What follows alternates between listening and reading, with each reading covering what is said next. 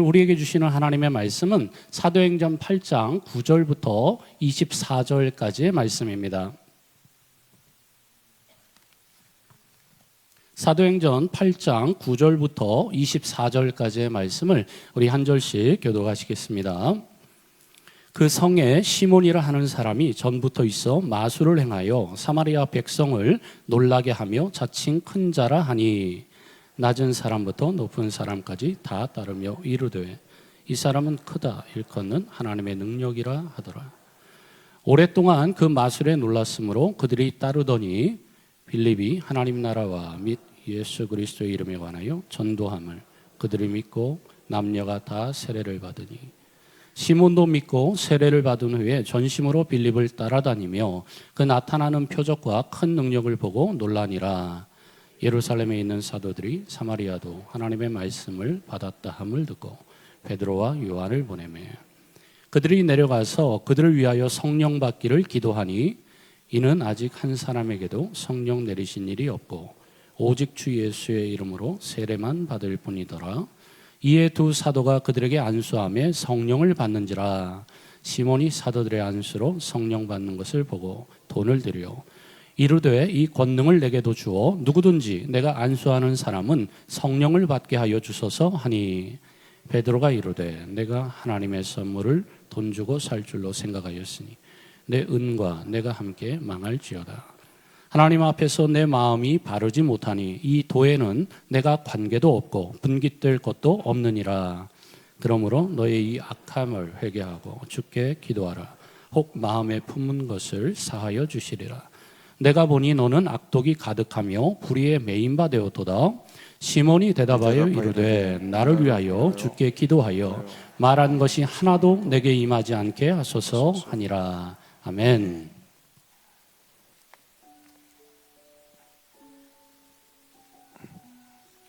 할렐루야. 오늘 주일 예배 오신 성도님들 축복합니다. 잘 오셨습니다. 오늘 사순절 세 번째 주일인데요, 우리가 주님의 부활을 앞에 놓고 또 십자가의 고난과 그 의미를 되새기면서 부활의 영광을 기대하는 그런 기간입니다. 아무쪼록 말씀 가운데 기도 가운데 더욱더 주님 앞에 가까이 나아가시는 이번 절기가 되기를 간절히 축원합니다. 서로를 향하여서 한번 축복의 인사 나누겠습니다. 앞뒤 좌우에 계신 분들과 성도의 교제 나누실 때 서로를 한번 축복해 주시기 바랍니다. 네, 주님의 이름으로 환영합니다. 몸이 아프신 분들 가운데 이제 좀 회복이 돼가지고 오늘 이렇게 오신 분들이 계시네요. 주님의 이름으로 감사를 드리고 더욱더 완쾌하셔서 더욱더 건강하게 주님의 영광을 위하여 또 여러분의 생애가 쓰임 받으시길 간절히 소망합니다. 잘 오셨습니다. 또 우리 할렐루야 찬양대 귀한 찬양, 우리 주님의 갈보리산의 그 놀라운 십자가의 의미를 되새길 수 있는 그런 찬양, 너무나도 은혜와 또 축복의 시간이었습니다. 감사를 드립니다. 오늘은 사마리아 성에 임했던 그 놀라운 복음의 역사 중에 한 가지 어려움이 발생했던 그런 사건을 한번 다뤄보려고 합니다. 우리가 이미 알고 있듯이 빌립이 사마리아에 복음을 전할 때에 아주 놀라운 역사가 일어났지만 모든 게 다 순적하게 진행된 것은 아닙니다. 복음 전파에 커다란 장애물이 하나 있었습니다. 바로 마술사 시몬의 이 악한 이 영적인 방해였습니다. 이 사람은 오래전부터 사마리아 성에서 마술을 행하며 사람들을 사로잡고 있었습니다. 시몬의 마술은 현대 우리가 생각하듯이 어떤 사람들 앞에서 기술을 가지고 눈속임을 하는 그런 정도의 마술이 아니라 이미 고대 때부터 악한 영들에 사로잡혀서 이 마력을 행사하는 그런 마술이었습니다. 그 대표적인 예가 애굽의 궁정에서 애굽의 그 마술사들이 마술을 부렸죠. 그 모세의 이 지팡이가 뱀으로 바뀌어지는 그 일 앞에 저들도 똑같은 마술을 했습니다. 그만큼 고대에는 이러한 악한 영들에 사로잡혀서 마술을 행한 사람들이 있었는데 그런 사람 중에 하나가 오늘 본문에 나오는 시몬입니다. 마술사 시몬입니다. 시몬은 오랫동안 사마리아 성에서 이 마술을 가지고 사람들을 사로잡고 있었는데, 이것을 통해서 자기가 마치 신적인 능력을 가진 자인 양 행세하고 있었다는 게 문제입니다. 근데 이런 마술사 시몬이 빌립의 전도를 받아서 오늘 본문에 의하면 세례를 받고 빌립을 따라다녔다. 이게 참 놀라운 일입니다. 오늘 이 본문의 내용이 실은 놀라운 복음의 역사가 이렇게 확장되어 나가는 첫 번째 이 성에서 이 마술사 시몬의 이야기가 이렇게 비중 있게 나온 이유가 뭘까? 이게 지금 우리가 한번 생각해 봐야 될 내용입니다. 지금 빌립과 또 스데반과 여러 하나님 앞에서의 종들과 사도들이 해서 복음이 계속해서 확장되어 나가는 그런 기록을 다 해도 모자랄 판에 지금 복음의 방해거리인 시몬의 이야기가 왜 여기서 나오고 있는 것인가? 이거를 생각하기 위해서는 우리가 세 가지로 좀 나눠보고 생각을 해보면 좋겠습니다. 첫 번째로 시몬은 과연 구원받은 자로서 세례를 받은 것인가의 문제입니다. 이 질문에 답을 하려면 시몬이 세례받은 후에 나타난 행동을 추정해 봐야 합니다. 그러면 이 사람이 진짜 구원받은 자로서 세례받은 것인가 아닌가가 좀 추정해 볼 수 있습니다. 오늘 13절을 한번 보세요. 오늘 13절 말씀을 같이 한 목소리로 봉독하겠습니다. 시몬도 믿고 세례를 받은 후에 전심으로 빌립을 따라다니며 그 나타나는 표적과 큰 능력을 보고 놀라니라. 시몬은 세례를 받고 빌립을 아주 전적으로 따라다녔습니다. 근데 그가 따라다니면서 집중하고 관심을 두었던 게 뭡니까? 오늘 13절에 보면 뭘 보고 놀랐어요? 빌립이 이룬 그 놀라운 표적과 능력을 보고 놀랬다. 여기서 놀랬다라고 하는 이 단어는 실은 사도행전을 기록하고 있는 누가의 해석이 들어간 단어입니다. 그러니까 보통 그리스도인들이 구원받은 후에 성령의 인도하심을 따라서 놀라운 표적과 이적들을 체험하고 나면 어떤 반응을 갖게 됩니까? 우리 중에 이 놀라운, 이게 생각지도 못한 일들이 막 일어나면 그걸 보고 어떻게 하죠? 놀라는 거는 마찬가지지만 그 놀라는 그 우리의 자세가 달라요. 이것을 통하여 우리 자신을 돌아보기도 하고, 이 놀라운 역사를 이루신 하나님을 두렵고 떨림으로 바라보면서 신앙생활을 더 잘해야지. 이게 보통 우리가 놀라는 모습입니다. 표적과 이적이 일어나면. 근데 시몬에게는 그런 놀람이 아니었다라는 거예요. 자신이 마술을 행하던 것과는 전혀 다른 차원의 자기가 실은 범접할 수 없는 놀라운 일들이 지금 일어나고 있는 걸 목격을 한 거예요. 그래서 가만 보니까 요거를 자기도 가지면 또 이렇게 한 건 할 수 있을 거라고 생각을 한 거죠. 소위 말해서. 그래서 그가 이 놀라운 역사의 능력들을 소유하고 싶은 탐욕이 일어납니다. 그게 베드로에게 아주 표출되죠. 사도 베드로가 성령의 역사를 일으키니까 이걸 보고요, 사도 베드로에게 어떻게 요청을 하죠? 18절과 19절을 한번 보세요. 같이 한 목소리로 봉독합니다. 시몬이 사도들의 안수로, 이럴 때는 우리 성경을 찾아보면서 읽으셔야 되는데 같이 읽겠습니다. 시몬이 사도들의 안수로 성령 받는 것을 보고 돈을 들여 이르되 이 권능을 내게도 주어 누구든지 내가 안수하는 사람은 성령을 받게 하여 주소서 하니. 지금 사도 베드로에 의해서 놀라운 역사가 막 일어나는 것을 지금은 마술사 시몬이 보고 나니까 이거를 자기가 갖고 싶은 욕심에 어떻게 달라고 했어요? 돈을 주고. 하나님의 거룩하신 역사를 돈으로 생각을 했던 거예요. 이 모습을 통해서 그가 받았던 세례가 어떠한 세례였는지를 우리는 역으로 추정을 해볼 수 있습니다. 보통 이제 우리 교회 공동체 말고요, 세상 바깥에서 그래도 이렇게 이렇게 신비한 일을 하는 사람들이 있죠. 이렇게 영역을 행사하는 사람들이 있잖아요. 이런 사람들은 대부분 자기보다 더 큰 영역을 행사하는 사람들 앞에 가면 꼼짝을 못 합니다.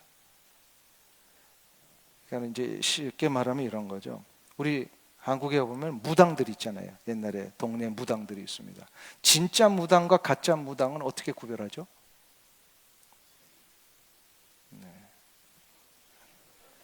뭐 무당을 한 번도 못 보신 분들은 할 수 없고요. 저희 동네 무당들이 많았어요. 근데 이제 가끔 이런 일이 입니다. 무당이 구슬하다가 그리스도인이 싹 지나가는데 구슬 못하는 거예요.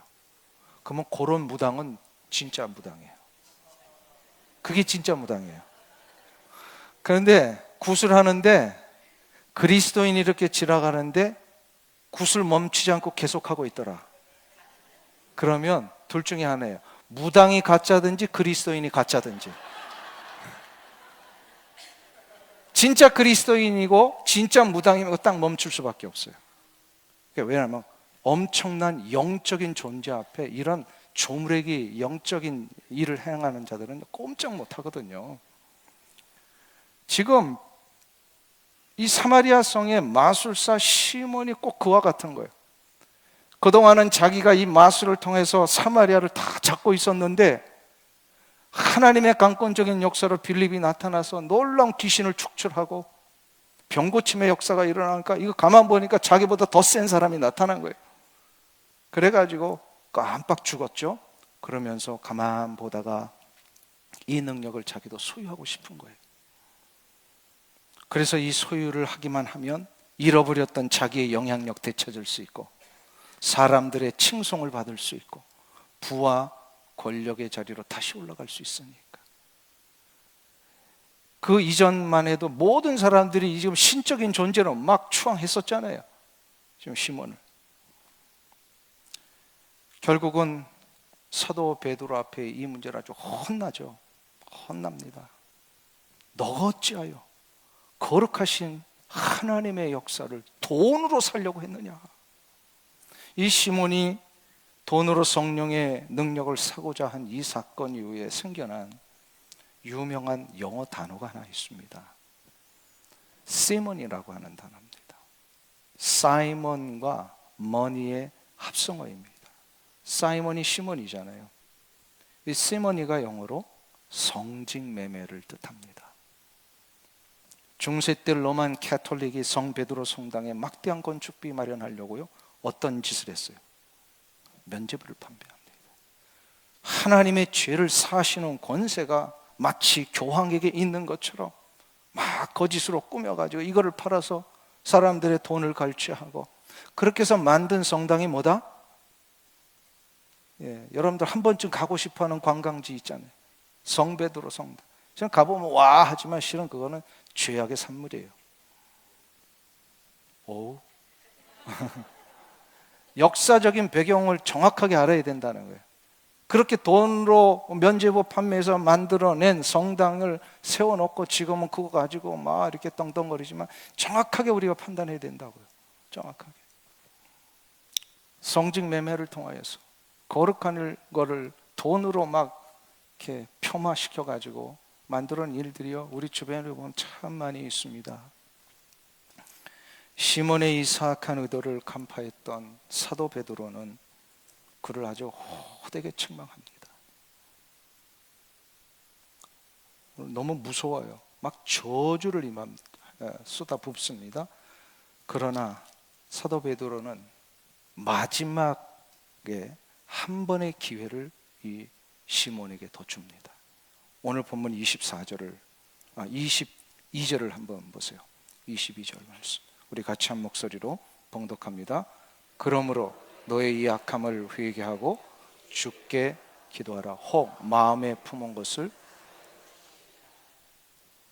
베드로는 그러니까 저주가 목적이 아니에요. 이런 악한 자라도 진짜 회개하고 기도하면 하나님 용서해 주실 수 있으니까 이 기회를 시몬에게 던져줍니다. 그런데 이 시몬이 이 기회를 붙잡아요, 못 잡아요? 못 잡습니다. 결국은 24절을 보세요. 어떻게 그가 반응을 보이죠? 같이 읽습니다. 시몬이 대답하여 이르되 나를 위하여 주께 기도하여 말한 것이 하나도 내게 임하지 않게 하소서 하니라. 시몬은 끝내 회개하지 않습니다. 회개하지 않았다라고 하는 것은 그가 아직 진정한 그리스도인의 자리로 옮겨지지 않았다라는 뜻이기도 합니다. 그래서 초대교회의 교부였던 이레니우스 같은 사람은 이 마술사 시몬이 후에 영지주의의 창시자가 된 것이다 라고까지 이렇게 기록을 하고 있습니다. 여기서 우리가 아주 중요한 것을 한번 정리하고 가야 합니다. 죄에 대한 책망이 있을 때에 회개할 수 있는 자라면 그는 분명히 그리스도인임에 틀림없어요. 그러니까 회개를 할 수 있다라고 하는 것은 그리스도인이기 때문에 그게 가능한 거예요. 그러면 이거를 우리가 역으로 좀 계산을 해보면 회개하지 않은 채 그냥 체면에 의해서 여건에 의해서 떠밀려서 세례를 받는 경우가 있을 수 있다는 거예요. 우리 주변에 보면 그런 경우가 가끔 있습니다. 그런데 이것이 집단적으로 나타나는 그런 공동체가 하나 있습니다. 어딘지 아세요? 군대입니다. 저도 군대 생활을 해봤습니다만 특별히 훈련병 시절에 훈련병들은요, 이 훈련이 너무 고되니까 정말 피곤하고 또 늘 배가 고파요. 근데 어느 날 갑자기 군목 목사님이 나타나셔가지고 세례 받는 사람 단팥빵 하나씩 준다고 딱 이렇게 선언을 합니다. 그러면 그 단팥빵 먹고 싶어서 세례를 받는 사람들이 나타나요. 그래가지고 세례 받은 사람 중에 한 분이 우리 교회 집사님 한 분이 계셔요. 뭐 누구라고 얘기는 못하겠어요 제가. 그래서 이분이 너무 고민이 되는 거예요. 나중에 우리 교회 와가지고 진정 회개하고 거듭난 다음에 고민을 얘기해. 나 그때 이 세례 받은 거 이거 가짜인데 어떻게 하면 좋겠냐고요. 요거는 이제 풀어가려면 조금 교리적인 문제가 더 복잡합니다. 그렇기 때문에 이건 제가 나중에 얘기를 하고요. 결론적으로 보면 그렇게 자기의 구원의 문제와 상관없이 세례를 받는 사람들이 있더라는 거예요. 그럼 중요한 거는 오늘 많이 웃으셨는데 여러분은 어떠십니까? 그 세례를 진짜 구원받은 자로서 받은 겁니까? 순서를 잘해야 됩니다. 세례를 받으면 구원받는 게 아니고요. 구원을 받았기 때문에 세례를 받는 겁니다. 정리를 잘 하셔야 돼요. 구원을 받았기 때문에 세례를 받는 거지 세례를 받으면 자동으로 구원이 이루어지는 게 아니라는 거예요. 이것은 굉장히 중요한 부분입니다. 많은 사람들이 이거를 혼돈해가지고 세례만 받으면 되는 줄 알지만 그렇지 않습니다. 세례는 매우 중요한 우리 기독교의 예식입니다. 그럼에도 불구하고 정확하게 알고 해야 돼요. 정확하게 알고. 거듭난 자가 내가 거듭남이 진짜이고 내가 나의 죄를 회개함으로 예수 그리스도의 십자가의 은혜로 내가 구원받은 자가 되었음을 고백할 수 있는 자가 이제 비로소 많은 대중 앞에 혹은 하나님 앞에서 세례를 받는 거예요. 믿으십니까?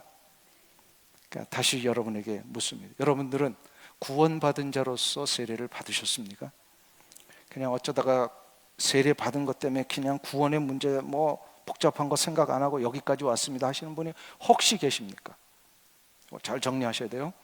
자, 그러면 여러분이 구원받은 자로서 세례를 받은 게 진짜라면 세 가지를 딱 점검하시면 그 정리됩니다. 첫째, 내가 죄를 회개한 적이 있는가? 두 번째로, 예수 그리스도의 십자가의 은혜를 받아들였는가? 그럼 마지막 세 번째로, 이 확신 가운데 내가 그리스도인임을 입으로 고백한 적이 있는가? 몇 가지라고요? 많지도 않아요. 세 가지만 점검하시면 돼요. 자, 오늘 이 자리에서 점검해 보세요. 일일이 제가 가서 점검하고 싶은데 뭐 그거 이제 시간적으로 안 될 것 같아요. 그러니까 여러분들 스스로 이 자리에서 점검하세요. 나는 정말로 세례 받기 전에 또 예수님을 믿기 전에 정말로 이 놀라운 세 가지의 과정을 내가 진짜 했는가? 다시 한번 정리합니다. 첫 번째, 뭘 점검하라고요? 죄에 대한 회개가 있는가? 두 번째로 예수 그리스도의 십자가를, 은혜를 받아들였는가? 그리고 마지막 세 번째로, 그래서 내가 구원받은 자임을 고백한 적이 있는가? 이 세 가지를 하셔야 돼요. 실은 시몬은 이 세 가지를 보면 안 한 것 같아요.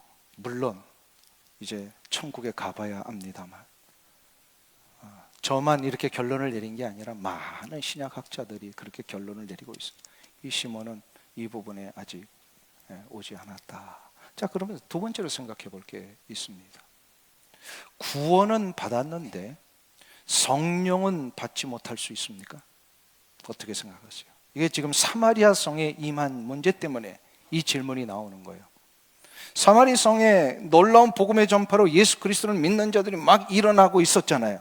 이건 분명해요. 근데 이 소식을 듣고서 놀란 사람들이 또 있습니다. 바로 예루살렘 교회 사도들이었어요. 사도들은 왜 놀랐을까요? 저들은 완전히 히브리파 유대인들이에요. 사도들이. 그러니까 이방인들 가운데 이 놀라운 복음의 역사가 일어나고 구원받는 자들이 일어났다는 이 소식이 정말 믿어지지가 않는 거예요. 특별히 사마리아 같은 이 상종하기 싫은 지역, 저들은 정말 하나님 앞에 저주받은 자들이라고 생각했던 자들인데 저들이 구원받고 하나님의 자녀가 됐다는 이 사실 앞에 예루살렘 교회에 남아있는 사도들이 놀랐어요. 그래서 이거 한번 확인해 봐야 되겠다. 그래가지고 베드로와 요한을 파송을 합니다. 가서 진짜 보고 확인을 좀 해달라.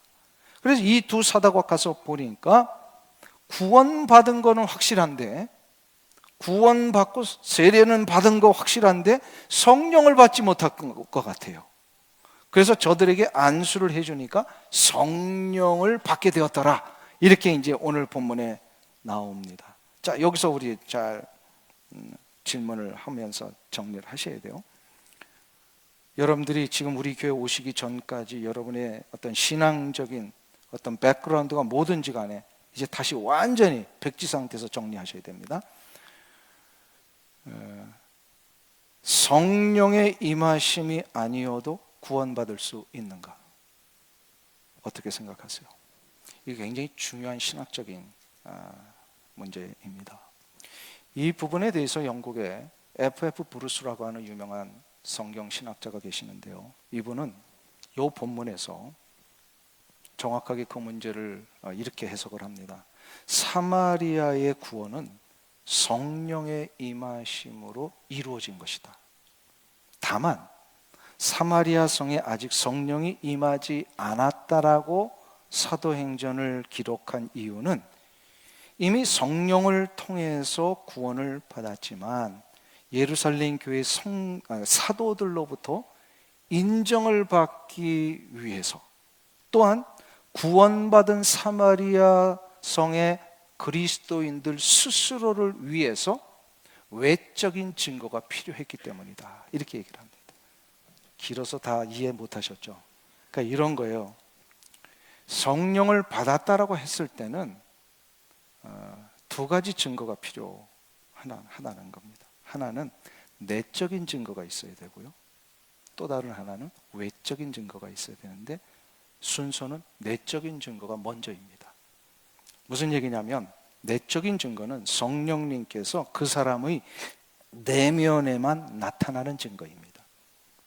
성령님은 그 사람의 내면 속에 역사하셔서 믿어지지 않았던 이 십자가와 부활의 역사가 믿어지게 만드시고, 그 믿어짐 때문에 예수 그리스도를 자신의 구원자로 받아들일 수 있게 해주신다는 거예요.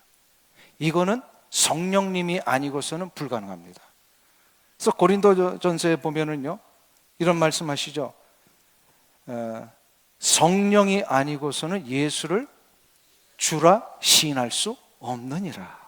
분명하게 말씀하셨어요. 나의 입으로 예수 그리스도를 받아들이고 나의 구원자가 되심을 시인한다라고 하는 것은 내 내면 속에 성령님이 이미 역사하셨기 때문이라는. 아멘. 이거를 내적인 증거라고 합니다. 이거는 다른 사람이 알아볼 길이 없어요. 자기 자신이 알고 우리 주님이 아세요.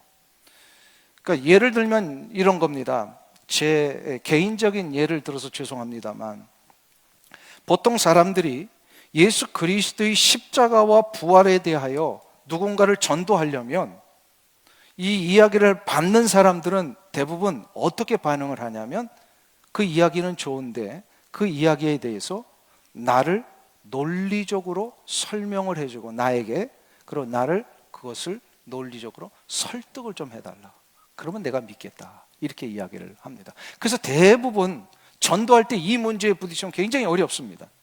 많은 사람들이 설명이 되고 논리적으로 납득이 돼야 믿지, 이걸 어떻게 믿느냐고 라고 반응들을 보이게 됩니다. 실은 저도 부끄러운 이야기지만 목사의 아들로 태어나서 어린 시절부터 교회 다녔지만, 제가 이 신앙에 대해서 제 스스로 좀 생각하는 나이가 되었을 때에 이 문제에 제가 봉착이 됐어요. 나는 어린 시절부터 많이 들었기 때문에 그러려니 하고 자랐는데, 어느 순간 가면 이거 진짜일까? 라고 하는 고민에 빠진 거예요. 내가 믿는 예수님, 십자가, 구원, 이것이 전혀 논리적으로 나한테 와닿지 않는데 이걸 어떻게 받아들여야 되는가?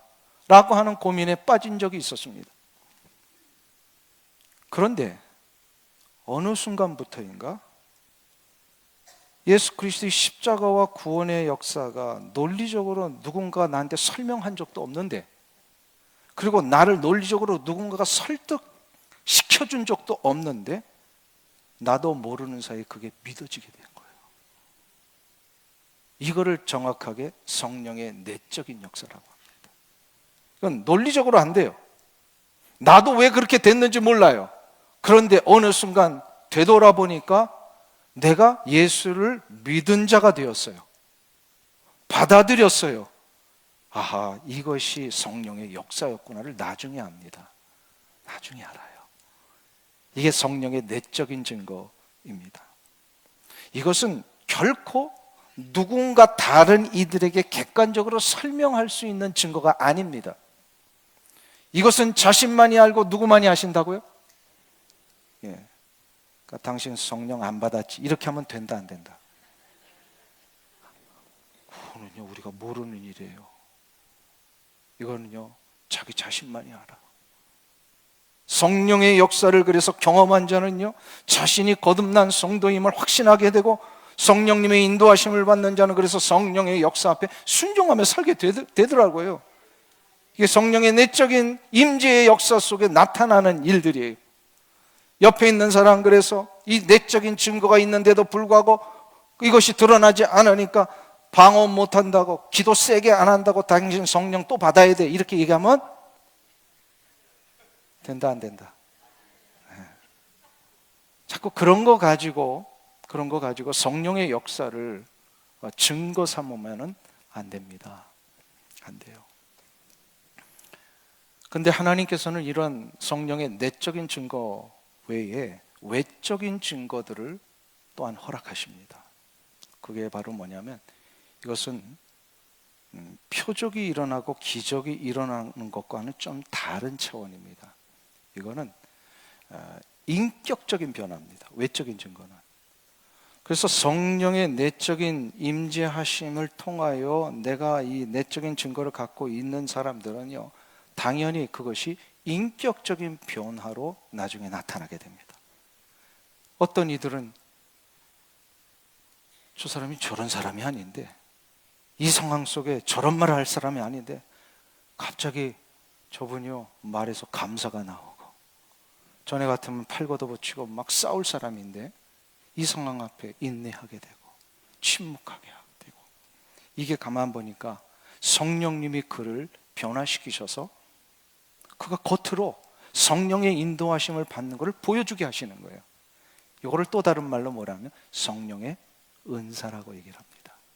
은사는 대부분 성령에 나오는 은사는요 방언, 예언만을 얘기를 하는 게 아니라, 은사는요 사랑이 은사예요. 인내가 은사예요. 전에 같으면 그런 상황 속에 두렵고 떨며 막 바들바들 떨던 그런 사람이 성령의 인도하심을 보니까 똑같은 상황인데 여유가 있고요, 평안이 시작이 되고 남을 더 격려하게 되고, 이러한 모습으로 바뀌어지는 이 모습, 그렇기 때문에 사랑이 은사고요, 겸손이 은사고, 누군가를 보면 봉사하고 도와주고 싶은 거, 이게 은사고요. 그래서 성령의 놀라운 외적인 증거들은 은사로 나타나게 됩니다. 자, 그러면 여러분들 성령을 받으셨어요, 안 받으셨어요? 그래도 모르시겠어요? 그럼 설명 처음부터 다시 해야 되잖아요. 오늘 집에 가셔가지고요, 요 설교를 녹화된 거 다시 한번 좀 들어보세요. 나는 과연 성령 받은 자 맞는가?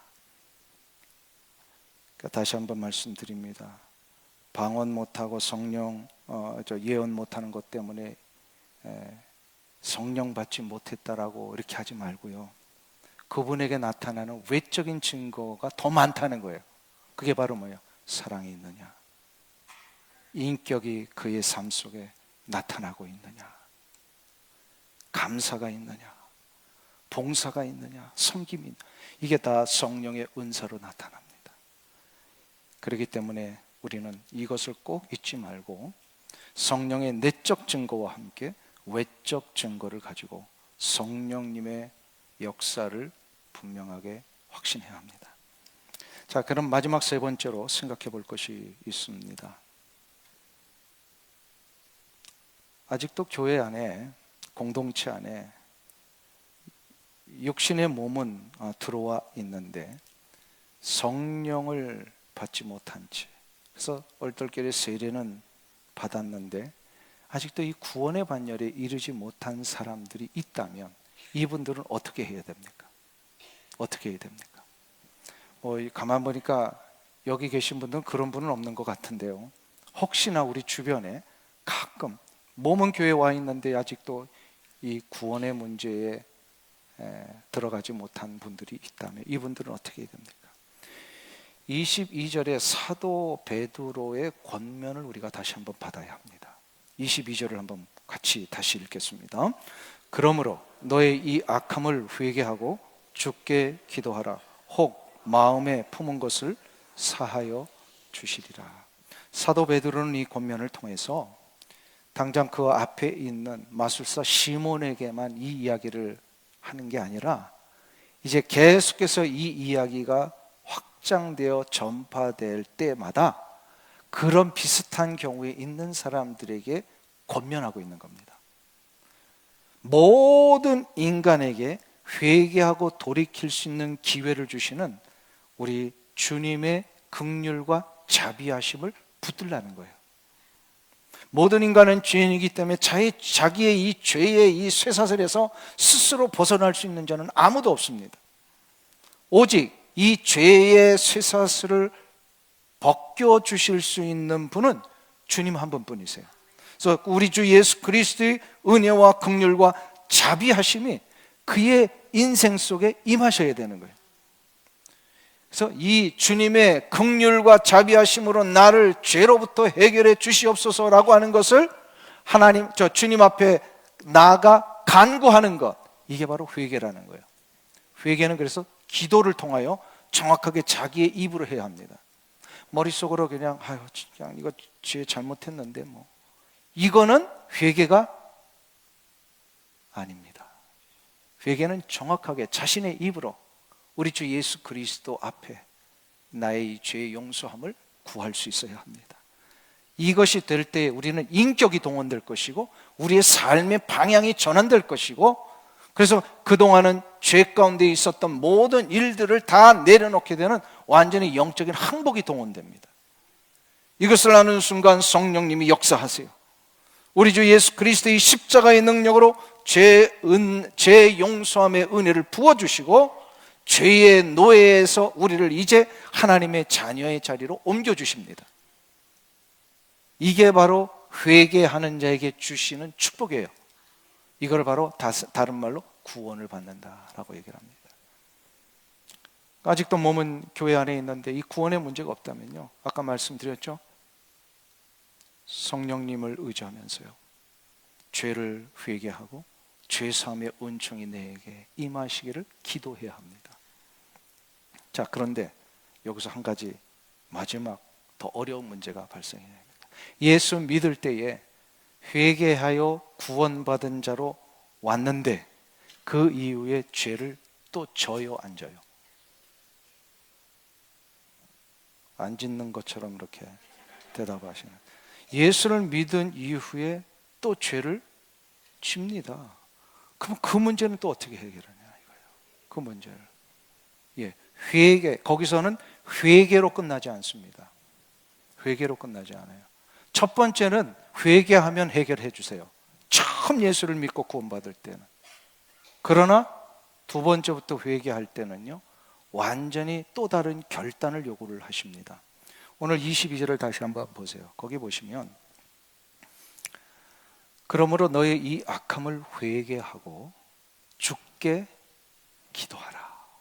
이게 기도하라 돼 있어요. 여기서 기도는 굉장히 중요한 단어를 쓸 때, 기도할 때 그 두 가지 단어가 쓰여요. 헬라어에는 그냥 단순히 에스크 하는 기도가 있어요. 근데 여기서는 에스크 하는 기도의 단어를 쓰지 않고 묶어버린다라는 뜻의 단어를 씁니다. 데오마이라고 하는 헬라어를 씁니다.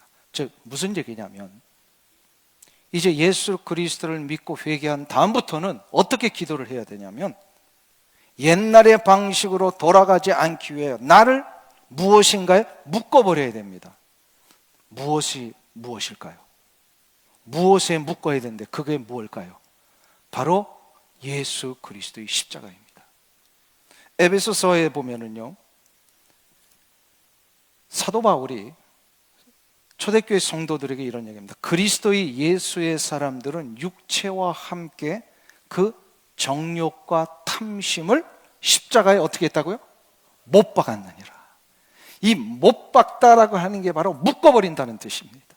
나의 죄성, 나의 옛 습관, 처음 예수를 믿고 나서 회개하고 눈물로 하나님 앞에 나와 주를 위하여 살겠다고 했던 그런 어떤 마음의 자세들이 이제 10년이 지나고 20년이 지나면 다 없어지고, 이제는 또 죄를 져도 무감각해지는 이런 나의 상태가 있을 때마다 정신을 똑바로 차려서 나의 이 죄성, 나의 옛 습관들, 예수를 믿으면서도 여전히 해결되지 않은 나의 이 혈기들, 세상적인 유혹 앞에 처음에는 그렇지 않은데 시간이 지나면서 무뎌지고 타협하게 되고 거기에 자꾸 흔들리는 나의 이 상태들, 이 모든 것을요 십자가에 묶어버려야 되는 거예요.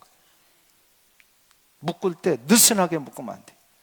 아주 꽉 묶어버려야 돼요. 거기서 풀려나지 않게끔.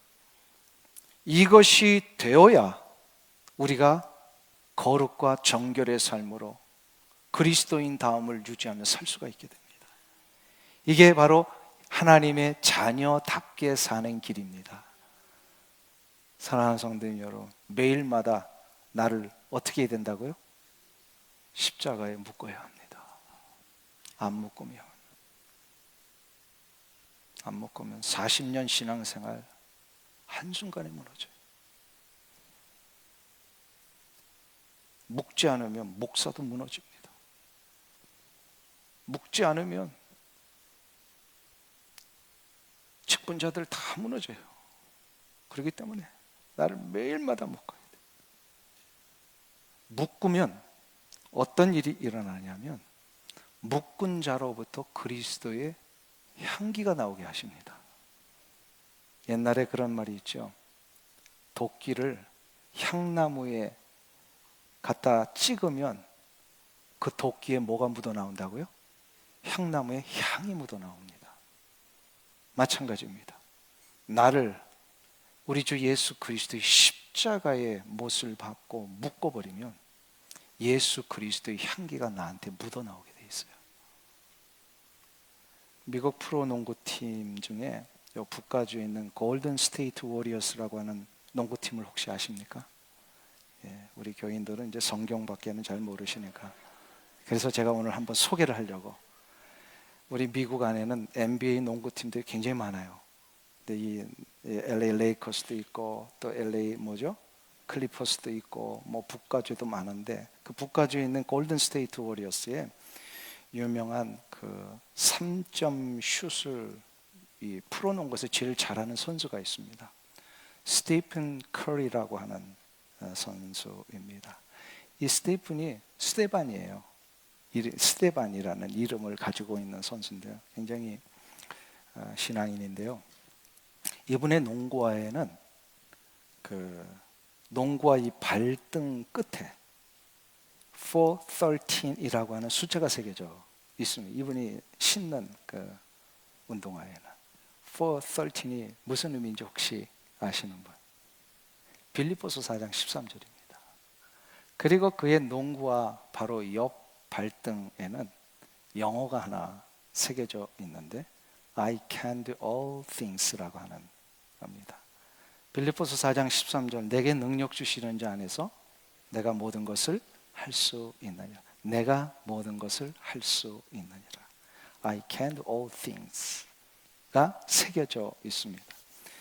여기 아주 유명한 일화가 있어요. 스티븐 커리가 무명의 선수 시절에, 그러니까 NBA는 입단했지만 그렇게 유명하기 전에 많은 스포츠 회사들하고 계약을 맺지 않습니까? 그때 이제 나이키사가 이 스티븐 선수하고 계약을 맺기 위하여 이제 만났는데 이 스티븐이 한 가지 조건을 겁니다. 내 운동화에는 413과 I can do all things를 새겨야 합니다.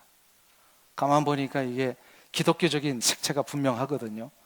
그래서 나이키사가 이걸 거절을 해요. 그래서 거기와 계약을 못 하고요.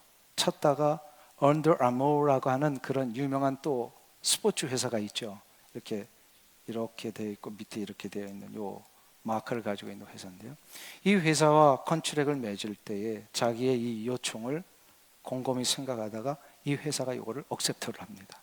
그 이후부터 그의 운동화는 나이키가 아니라 언더 아모의 운동화를 신고 언제나 그의 발에는 413 빌립보서 4장 13절의 이 숫자와 그리고 나는 모든 것을 할 수 있습니다 라고 하는 성경의 고백이 들어가게 됩니다. 그 이후에 스티븐 커리가요 아주 폭발적으로 성장을 합니다. 그래서 놀랍게 이 키가 190cm면 우리로서는 엄청나게 큰 신장이지만 농구 선수로서는 이게 작은 키였답니다. 그래서 어느 누구도 기대를 안 했는데 이 사람이 이 3점슛을 어디서든지 다 성공을 하는 거예요. 그래서 일약 스타가 됩니다. 그러자 스티븐 커리의 이 운동화가 막 불일 듯 일어나게 막 팔리기를 시작합니다. 이 일에 제일 배 아파한 회사가 누굴까요? 나이키였어요. 한순간의 실수로 엄청난 손해를 본 거죠. 스티븐 커리가 빌립보서 4장 13절을 새겨놓은 이유가 있습니다. 그는 프로농구로 입단한 그 무명의 시절에 어느 누구도 자기를 알아봐 주지 않는 것 때문에 매우 힘들어 했었다고 합니다. 근데 어느 날 그의 어머니가 그에게 성경 구절을 보내준 거예요. 빌립보서 4장 13절. 그걸 그가 붙듭니다. 내게 능력 주시는 자 안에서 내가 모든 것을 할 수 있느니라. 그냥 문자 그대로 받았어요. 이게 무슨 해석과 배경 이런 게 필요 없어요. 그냥 문자 그대로 받은 거예요. 그리고 그거를 자기의 운동화에 새겨 신으면서 그 열악한 신체 조건에도 2m가 넘는 이 장신들 사이에서 그가 성공할 수 있는 유명한 스타가 될 수 있었던 거. 그가 나중에 고백합니다. 성경의 말씀 때문이었다. 그래서 나중에 그 기자가 아주 유명해진 다음에 물어봅니다. 당신은 어떻게 이렇게 최정상에 올라갔는데도 불구하고 초심을 잃지 않고 있습니까? 그가 이런 대답을 합니다. 내 삶의 우선순위를 잃지 않았기 때문입니다. 그것은 믿음, 가족, 직업의 순으로 우선순위를 정했기 때문입니다.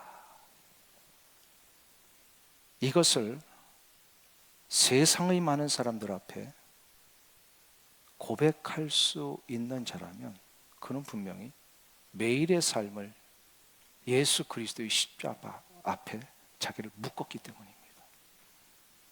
예수 그리스도의 십자가 앞에 자신을 묶을 수 있는 자만이 예수 그리스도께서 주시는 이 말씀의 능력을 세상 앞에서도 발휘할 수 있습니다. 삶의 승리는 그래서 우선순위를 어떻게 정하느냐에 있습니다.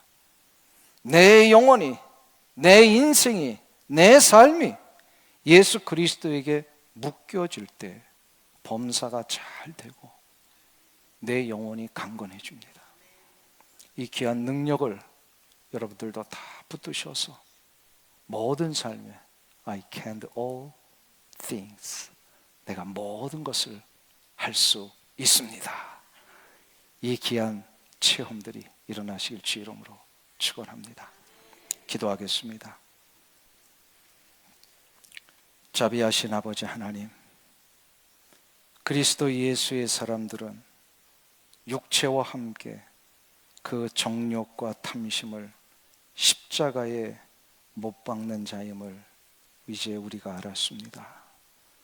나의 옛 자아들, 성격, 흔들리는 마음, 세속적인 유혹들, 우리 주 예수 그리스도 앞에 다 묶어버리고 주님이 주시는 힘과 능력으로 우리에게 맡겨주신 가정과 일터와 인생의 길을 우리 주님과 걸어갈 수 있도록 은혜 내려 주시옵소서.